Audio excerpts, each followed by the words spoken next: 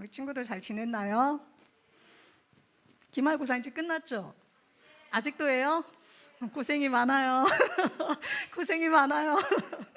아, 전도사님도 이번에 서울에 올라가서 목사고시를 보고 왔어요. 1년에 한 번 있는 시험인데 가서 보고 왔어요. 전국에서 1000명이 넘는 전도사님들이 모이셔서 같이 하루 종일 시험을 봤어요. 시험을 봤는데 그 시험 시간에 전도사님이 이렇게 하나님께서 그러한 감동을, 깨달음을 주셨는데 제 안에서 그냥 그런 게 느껴지고 깨달아졌어요. 하나님께서 나같이 부족한 사람도 이렇게 불러주시다니, 나같이 정말 부족하고 연약한 사람도 하나님께서 이렇게 주의 종으로 불러주시다니, 그 생각에 전사님이 화장실 가서 시험 다 끝나고 쉬는 시간에 화장실 가서 줄 쫙 서 있는데 눈물이 나더라고요. 그래서 잠시 눈물을 흘렸었는데 하나님께 정말 감사했어요.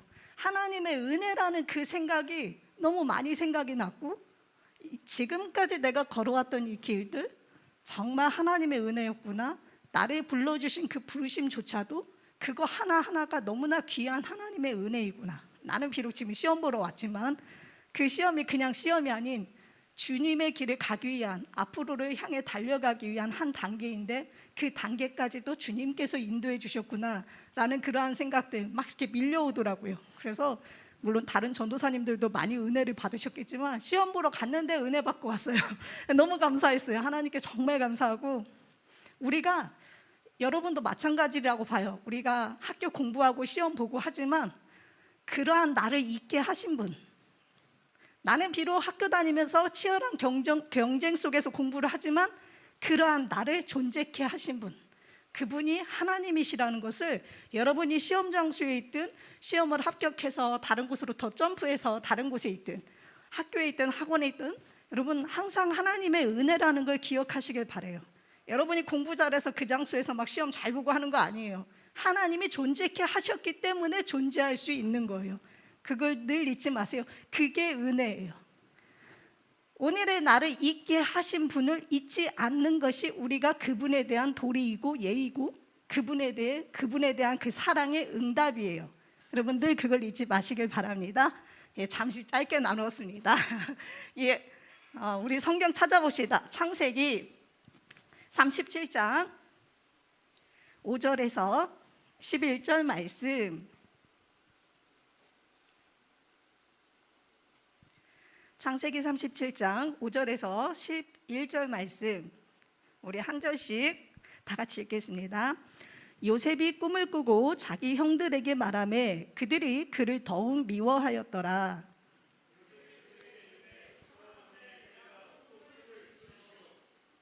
우리가 밭에서 곡식단을 묶더니 내 단은 일어서고 당신들의 단은 내 단에 둘러서서 절하더이다.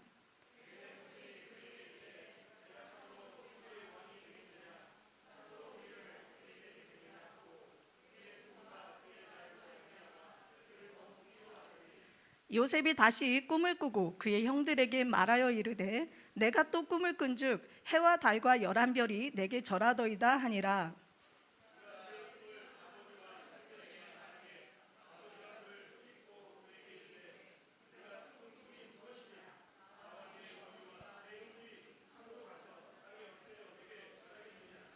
다 같이 읽습니다. 그의 형들은 시기하되 그의 아버지는 그 말을 간직해 두었더라. 아멘. 오늘 말씀 제목 함께 읽어봅시다. 시작. 누가 이렇게 너무 잘 읽어주시는 것 같아요. 너무 감사해요. 우리 한 번 더 힘차게 읽읍시다. 우리 좀 지금 잠 오고 할 텐데 여러분 우리 좀 깹시다. 좀 깨고 잠도 깨고 피곤함도 깨고 여러분 스스로 여러분 안에 있는 의지로 이 시간 물리치세요. 말씀 듣자 하고서는 생각 집중하세요. 우리 함께 읽어봅시다. 시작. 꿈꾸는 자 환경탄 노. 오늘 말씀을 보면 요셉이라는 사람이 나옵니다. 여러분 요셉 주일학교 때 많이 들었죠?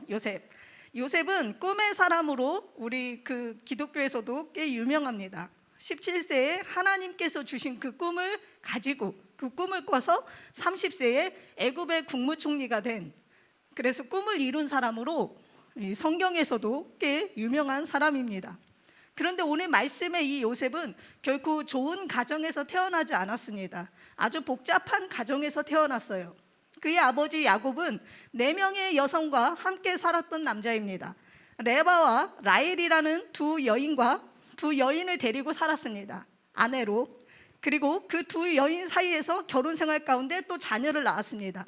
또한 두 여인과만 산 것이 아니라 이 두 여인의 여종들이 있었는데 그 여종들 실바와 비라라는 사람입니다. 그 실바와 비라라는 여종도 같이 살게 됩니다. 물론 이 두 여인 사이에서도 또 자녀들이 태어납니다. 쉽게 말해서 요셉은 이 4여인들과 그들에게서 태어난 그 이복 형제들 사이에서 성장합니다. 참 복잡한 가정이에요. 이런 복잡한 가정 속에서 요셉이 성장합니다. 요셉의 가정은 얼핏 보면 정말 막 하나님 잘 믿는 믿음의 가정 같지만 물론 믿음의 가정이에요. 그런데 이러한 관계 구조 속으로 보면 결코 아름다운 모습만은 또 아닙니다. 더군다나 친엄마 라헬은 동생 베냐민 낳다가 요셉 엄마 라헬입니다. 친엄마 라헬은 동생 베냐민을 낳다가 안타깝게 동생만 남겨놓고 일찍 세상을 떠나십니다. 그래서 요셉은 어릴 적부터 혼자 자라야 했어요. 어린 요셉, 다른 형제들은 엄마라도 있지 요셉은 엄마가 없습니다. 다른 형들은 자기들끼리 사이라도 좋지 요셉은 아버지가 요셉만 이뻐한다는 이유로 형들에게 미움을 받습니다. 그래서 어릴 적부터 형들이 요셉을 엄청 미워하고 엄청 시기하고 엄청 싫어했어요.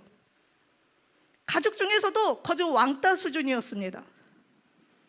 그리고 나중엔 요셉을 형제들이 얼마나 미워했냐면 너무 미워한 나머지 형들이 요셉을, 그래도 형제인데 요셉을 돈 주고 애굽에 팔아버려요. 이런 끔찍한 인신매매의 모습들이 이 가족 사이에서 일어납니다. 여러분, 환경이 이쯤 되면 17세의 요셉, 지금 청소년기거든요. 17세의 이 예민한 나이에 여러분 삐딱선 타기 좋습니다. 왜 나만 이런 환경에서 살아야 하나? 왜 하필 나한테 이런 일들이 일어날까? 형들은 도대체 왜 저럴까?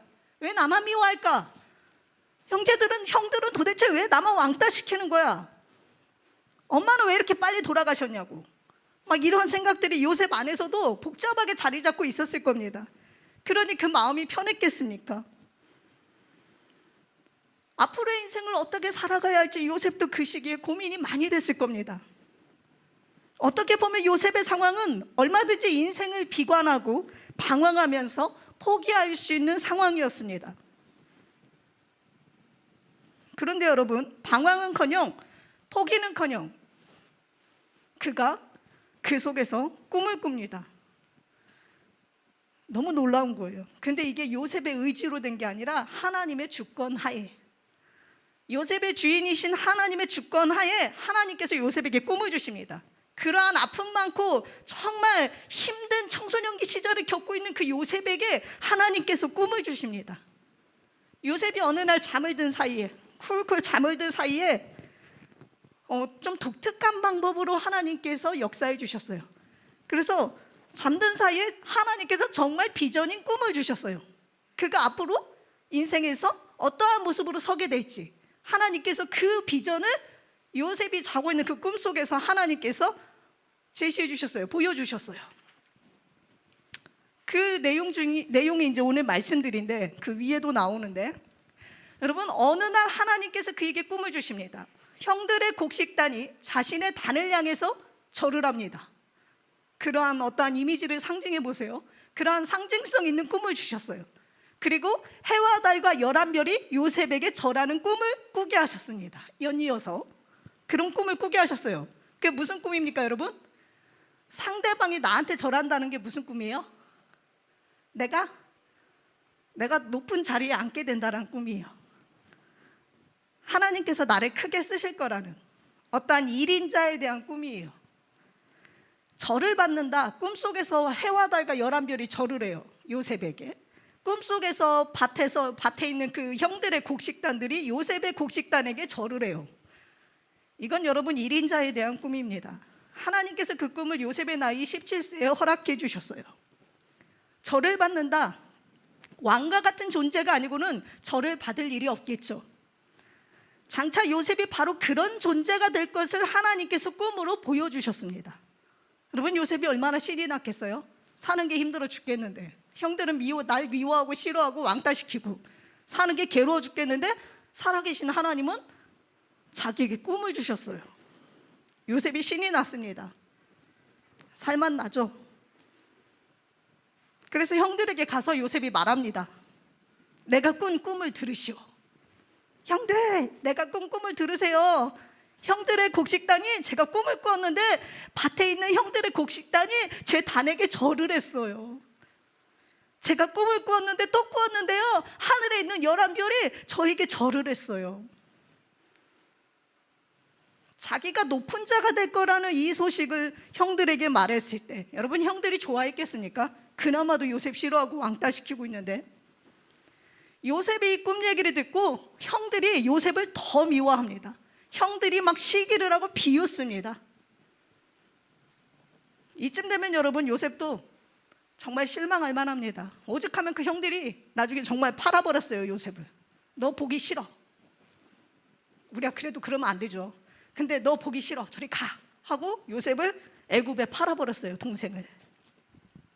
이쯤 되면 여러분, 요셉 정말 죽을 맛 납니다. 예. 그럼 그렇지, 나 같은 게 무슨 꿈을 하면서 마음이 약해지기도 쉽고 그냥 포기할 만해요. 그런데 요셉이 그 상황에서도 하나님을 의지합니다. 그는 그 속에서도 하나님께서 자기에게 주신 꿈을 가지고 있었어요. 요셉 아버지도 그 꿈을 마음 한켠에 가지고 있었거든요. 근데 요셉도 가지고 있었어요. 그걸 어디서 알 수 있냐면, 나중에 요셉이 꿈을 다 이루었을 때, 애굽의 국무총리가 되었을 때 요셉이 형들 앞에서 또 다른 고백을 하거든요. 당신들은 나를 해하려고 했지만 하나님께서는 그것을 선으로 바꾸사, 하나님께서 선으로 바꾸셔서 자기를 그곳에 먼저 보내셨다고.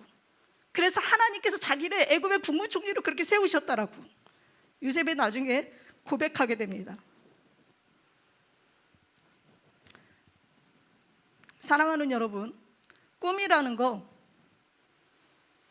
우리에게 꼭 상황이 주어져야만 꿀 수 있는 건 아닙니다. 상황과 환경이 내게 주어지지 않더라도 얼마든지 우리는 한 인간 존재로서, 더군다나 주님 안에 있는 하나님의 자녀로서 우리는 꿈을 꿀 수 있습니다. 어떤 사람은 나는 뭐 때문에 안 돼, 뭐 가정 형편이 안 돼서, 뭐가 안 돼서 나는 꿈을 가질 수 없어, 나는 불가능해 라고 말들 하지만 여러분, 그건 아닙니다. 상황에 따라서, 환경에 따라서 꿈을 꾸는 게 아니에요. 그렇다고 해서 어떤 막 환상적인 꿈을 꾸라는 거 아닙니다. 현실 속에서 여러분이 할 수 있는 목표를 정하고 하나님 안에서 꿈을 가지라는 거예요. 그런데 여러분, 그 꿈이라는 건 어떤 상황과 환경의 조건 하에 꾸는 게 아니라 여러분 안에서 하나님께서 주신 자유함 가운데 여러분 안에서 여러분이 마음껏 꿈을 꾸는 거예요. 요즘 10대들은 이런 꿈을 잃어버렸죠. 많이 잃어버렸어요. 왜냐하면 현실에서 해야 할 게 너무 많거든요. 현실에서 따야 할 자격증, 패스해야 할 시험들이 너무 많거든요. 또한 치러야 할 그러한 시험이나 이런 경쟁 같은 거, 싸워야 할 경쟁이 너무 많거든요. 그러다 보니까 우리 청소년부 친구들이 꿈을 꿀 시간이 없는 거예요. 꿈을 꿀 시간도 없고 그 마음의 여유조차도 없는 거예요. 그래서 예전에 지금보다 막 이 학업 스트레스가 덜했을, 예전에도 물론 심했지만 예, 근데 예전에는 그래도 마음의 여유가 있어서 꿈을 꿨어요, 많이들. 근데 요즘 10대들은 많이들 꿈을 못 꾼다고 제가 들었어요. 현실에서의 경쟁과 치러야 할 시험들, 해야 할 일들, 막 학교 가고 학원 가고 하루에도 막 몇 개를 가더라고요, 학원을. 그러한 바쁜 현실 속에서 또한 그 단계를 지나치면 또 그 다음 단계를 향해서 바쁘게 점프해야 되고 뛰어가야 할 그러한 계산들이, 그러한 마음의 분주함들이 10대들 사이에 너무 많은 거예요. 그래서 그것들을 10대들 사이에서도 얘들도 이거를 막 소화해내야 되는데 힘든 거야. 그래서 때로는 그것이 이제 막 감정의 폭발로 나오기도 해요, 여러분 시기에. 근데 그걸 또 다스릴 수도 있어야 돼요. 우리가 또 다스리면 하나님께 나아가야 되고. 그런데 중요한 건 아무리 그 바쁜 분주함 속에 내가 막 거한다 해도 오늘 말씀의 요셉과 같이 여러분 꿈을 꾸며 나아갈 수 있어야 돼요. 그것이 어떤 상황이든 환경이든 나와 함께 하시는 하나님을 의지하며 내가 하나님을 위해서 어떻게 살아갈까, 하나님 나라와 영광을 위해서 나에게 주신 재능을 가지고 어떻게 영광을 그분께 올려드릴까, 앞으로의 인생을 어떻게 살아갈까 하면서 내 안에도 꿈을 가질 수 있어야 돼요. 그러한 꿈들. 그런데 오늘 드리고 싶은 말씀은 뭐냐면, 어떤 상황과 환경이 됐다고 해서 그 꿈을 가지는 게 아니라는 거죠. 요셉과 같이 상황과 환경이 안 된 상황 속에서도 완전히 막 정말 상황이 이게 말이 돼요, 여러분? 가정사 이러면 정말 살기 힘들어요. 근데 막 이런 상황 속에서 꿈을 가진다? 물론 하나님께서 주신 꿈이지만 꿈을 가진다? 얼마나 감사합니까? 그렇지만 중요한 건 현실에서의 싸움이거든요. 아무리 이런 꿈을 꾸었다고 해서 요셉이 하나님께서 아무리 이런 꿈을 꾸었지만, 하나님께서 아무리 이런 꿈을 주셔서 꾸었지만, 여러분, 이 꿈을 현실에서 감당해낸 것은 요셉입니다. 그 꿈을 감당해낼 수 있도록 도와주신 분이 또 하나님이세요. 그리고 인도해 주신 분이 하나님이세요. 그러나 하나님께서 주셨다고 해서 막 뻥튀기 같이 내가 어느 날 왕이 됐다 하고서는 뻥 하고 서는 게 아니에요. 30세 돼가지고 17세 꿈 주셨는데 이러고 있는 게 아니라, 포기하지 않고, 상황이 먹 같은 상황이지만, 너무나 안 되는 환경이지만 포기하지 않고 끝까지 하루하루를 살아냈더니 하나님께서 때가 되면 상황을 여시고 사람들을 붙이시고 허락하셔서 요셉을 애굽의 국무총리로 30세에 세워주셨어요. 물론 꿈을 이루는 거 하나님의 몫이기도 하지만 우리의 몫이기도 합니다. 하나님께서 자유의지를 주셨고 우리가 그것을 감당해 낼 수 있도록 하나님께서 허락해 주셨어요. 그러기에 하나님께 우리의 삶도 같이 올려드릴 수 있어야 합니다. 사랑하는 여러분, 때로 안 되는 상황들, 환경들 우리들 앞에 너무 많이 다가옵니다. 그러나 여러분, 요셉과 같이 안 되는 상황과 환경 속에서도 우리는 꿈을 포기하지 말아야 돼요. 우리들이 잘 알고 있는 자동차 발명가 헨리 포드라는 사람이 있습니다. 헨리 포드, 그가 사람들에게 자동차를 발명하려는 아이디어를 말했을 때, 여러분, 사람들이 어떻게 한 줄 아십니까? 너 미쳤어. 너 미쳤어. 헨리 포드 너 미쳤어. 미쳤다고 했습니다. 길도 없는데 무슨 차를 만드냐? 사람들은 극히 현실적인 이야기를 했어요. 뭐 틀린 말도 아니었죠. 그런데 헨리 포드는 그 안에 자기만의 그 계획과 확신을 갖고 있었거든요. 그때 당시 헨리 포드가 꿈을 꾸었을 그때 당시에, 자동차에 대한 그 꿈을 꾸었을 당시에 길이 없었어요, 실제. 그러니까 사람들 말이 맞아요. 길이 없는데 어떻게 자동차를 만들어요? 그러나 헨리 포드가 안 되는 그 상황에서 자동차 발명가라는 꿈을 꿉니다. 그리고 정말로 자신이 꿈꿨던 그 자동차를 만들어내요. 여러분, 안 되는 상황 속에서도 꿈을 꾸는 사람 얼마나 멋집니까? 물론 힘들겠지만, 물론 어렵겠지만, 안 되는 그 상황 속에서도 포기하지 않고 자신의 길을 가는 사람, 여러분 얼마나 멋있습니까? 이러한 사람 또 있습니다. 안 되는 상황과 환경 속에서 꿈을 꾼 사람, 그리고 그 꿈을 이루어낸 사람, 요셉과 같은 사람 또 있습니다. 우리들이 잘 알고 있는 피겨 여왕 김연아 선수입니다. 김연아 선수가 지금의 그 자리에 서기까지 우리는 그분의 그 완성된 모습만 볼 수 있어요. 거의 보면 많이들 그러죠. 어떨 땐 그런 모습이 참 안타깝기도 한데, 어떤 누군가가 한 존재가 이렇게 여러분 서 있다라는 건 우리가 쉽게 상대방을 막 판단하고 막 비판하지 말아야 할 것이, 그 사람이 이렇게 서 있다라는 건 그 사람의 역사가 서 있는 거예요. 그 사람이 그동안 이 땅에 태어나서 0세부터 1세, 2세, 3세, 4세, 5세, 6세, 7세, 8세 해가지고 10대, 20대, 30대, 40대, 50대, 60대, 100세, 100 이상까지, 여러분 그 사람 존재가 우리 앞에 이렇게 서서 안녕하세요 하고 인사하죠. 우리 사람들 보고. 그 사람이 그냥 서 있는 게 아니에요. 그 사람의 역사가 서 있는 거예요. 그 사람의 존재가 서 있는 거예요. 참으로 귀한 존재입니다, 사람이라는 건. 하나님께서 사람을 참 귀하게 만드셨어요. 우리는 꿈이라는 걸 생각할 때 꿈의 완성도만 가지고 너 꿈 이뤘어? 거기서는 막 그것만 갖고 막 잣대질하기 쉬운데 그게 아니에요. 설령 그 꿈을 이루지 못했다 해도 수고했어, 토닥토닥 해줄 수 있어야 돼요. 그게 사람을 존중하는 거고 그리스도의 사랑으로, 예수님의 사랑으로 사랑하는 거예요. 너무 꿈을 완성한 것으로만 그 사람을 평가하고 잣대질하면 안 돼요. 그 사람이 그 꿈을 이루기까지 달려간 세월이 있고 시간이 있고 수고가 있습니다. 흘린 눈물이 있고 고생한 그 수고가 있어요. 밥 못 먹어가면서 잠 못 자가면서 그 사람이 수고한 수고가 있습니다. 혼자서 엉엉 잘 안 돼가지고 막 울었던 시간들도 있습니다. 여러분, 우리가 그 시간들을 어떻게 다 이해할 수 있겠어요? 그렇게 꿈을 다 이루었다라는 것은 그 사람 자신이 제일 잘 알아요. 그리고 나머지는 정말 많이 모르죠. 그렇지만 우리가 사람을 대하고 또 주 안에서 우리 스스로가 또 꿈을 꾸어 나아갈 때 너무 완성된 모습만 보지 마세요. 그냥 한 걸음 한 걸음씩 가는 거예요. 잘 안 되지만 부족하지만 한 걸음 한 걸음씩 가는 거예요. 그냥 너 꿈 이뤘냐? 그거 했냐? 뭐 이런 식으로만 우리 평가하지 맙시다. 오늘은 이제 완성된 사람들의 모습을 중심으로 제가 전하는데요. 아까 말씀드린 요셉의 상황도 이제 후에 더 보겠지만, 여러분, 애굽의 국무총리가 딱 됐어요.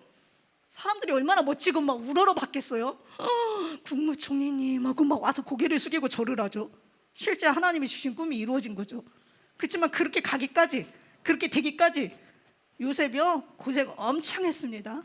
감옥에도 갇히고 누명도 쓰고 억울한 일 당하고 별일 다 겪었어요. 우리가 한 사람의 존재로 볼 때는 그렇게 완성된 모습으로만 그 사람을 볼 게 아니에요. 그러기에 여기 있는 여러분 한 사람 한 사람은 정말 소중합니다. 영세부터 여러분은 지금의 나이에 있기까지 여러분 한 사람 한 사람의 수고와 여러분 한 사람 한 사람의 역사가 있어요. 그러기에 여러분 한 사람 한 사람은 정말 소중합니다. 소중한 그 존재들, 우리가 하나님 앞에서 이렇게 모여 있는 거예요. 아까 김연아 선수 말씀드리다 말았는데요, 김연아 선수가 여러분 세계 피겨 여왕으로 딱 이렇게 서 있죠 지금은. 그런데 그 선수가 지금의 그 자리에 서기까지 그녀에게도 안 되는 상황들이 참 많았습니다. 넘어야 하는 환경들이 참 많았습니다. 무엇보다도 대한민국에서 피겨를 한다는 것은 여러분 결코 쉬운 일이 아니었습니다. 피겨 전용 빙상조차도 없었어요. 피겨 전용 빙상조차도 없어서 선수들은 새벽부터 일어나서 대관이 가능한 빙상장을 막 찾아다녀야 했어요. 찾아다니고 차로 막 수십 킬로미터씩 새벽부터 막 이동해야 되고, 수천만 원은 막 거뜬히 들어가는 그 전지 훈련비에 의상비, 스케이트 부츠비, 코치비, 안무비, 그 돈들을 다 합치면 여러분 1년에 억에 가까운 돈이 필요했다고 합니다. 어마어마하죠.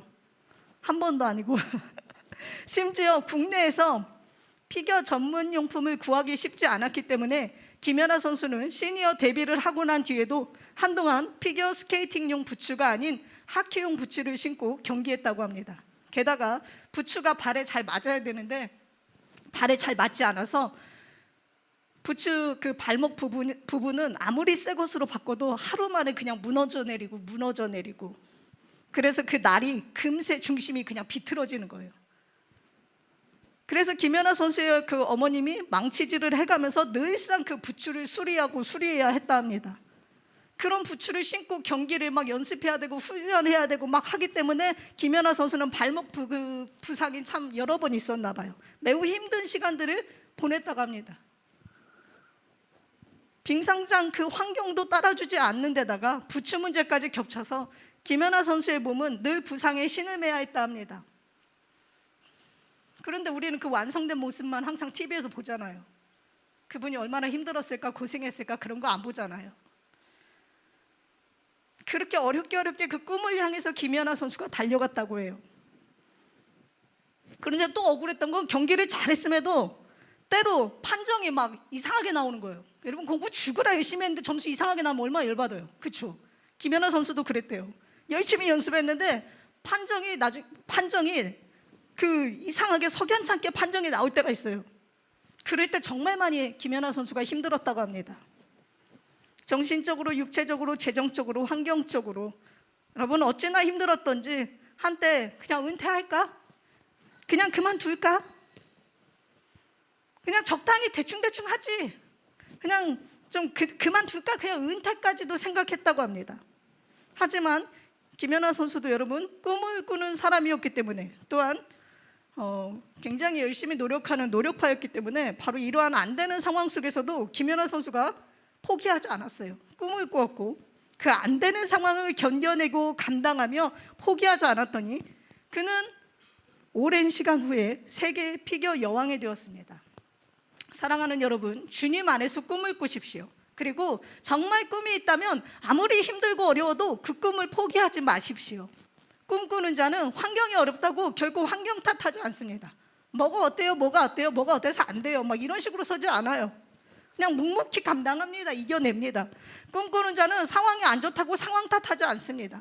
꿈꾸는 자는 힘들고 어려운 상황 속에서도 하나님을 바라보고 자신이 이룰 꿈을 바라봅니다. 그리고 그 꿈을 향해서 안 되는 현실 속에서 굴하지 않고 내가 할 수 있는 방법들을 찾아보면서 그 속에서 최선을 다합니다. 결국에는 그 꿈을 이루어내요. 사랑하는 여러분, 혹시 꿈이 있습니까? 이루고 싶은 목표가 있습니까? 그렇다면 환경 탓, 상황 탓하지 말고 꿈을 향해서 여러분 준비하며 열심히 준비하며 달려갈 수 있기를 소망합니다. 또한 요셉과 같이 꿈은 있으나 안 좋은 상황과 환경들이 내 앞에 놓여 있다면 여러분 그것을 놓고 하나님께 기도하며 하나님을 의지하며 나아가십시오. 하나님 도와주세요. 하나님 도와주세요. 하나님은 요셉과 함께 하셨던 것처럼 여러분, 여러분과도 함께 하십니다. 여러분의 꿈을 놓고 안 되는 그 상황들을 놓고 기도할 때 하나님께서 함께하여 주시사 역사하여 주시고, 또 하나님이 역사하실 때 어떤 일이 일어납니까? 상황이 열려요. 하나님이 역사하실 때 어떤 일이 일어납니까? 안 되던 환경이 열려요. 그리고 하나님이 돕는 사람들을 그 상황 속에 붙이십니다. 그리고 그 상황들을 이겨낼 수 있게 해요. 하나님께서 우리 상황 속에 그렇게 역사하십니다. 그게 하나님의 손길이에요. 어떤 영적인 것을 막 보고 막 들어서 하나님을 아는 게 아니라 여러분 삶에서 하나님의 손이, 하나님 그분이 우리 삶 속에 그렇게 역사하십니다. 우리는 삶 속에서 그런 하나님의 손길도 기억할 수 있어야 돼요. 우리 함께 시간 찬양하면서 기도하도록 하겠습니다.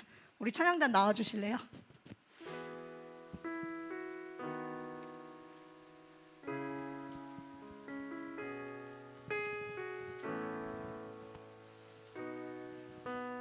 은혜 아니면 살아갈 수가 없네.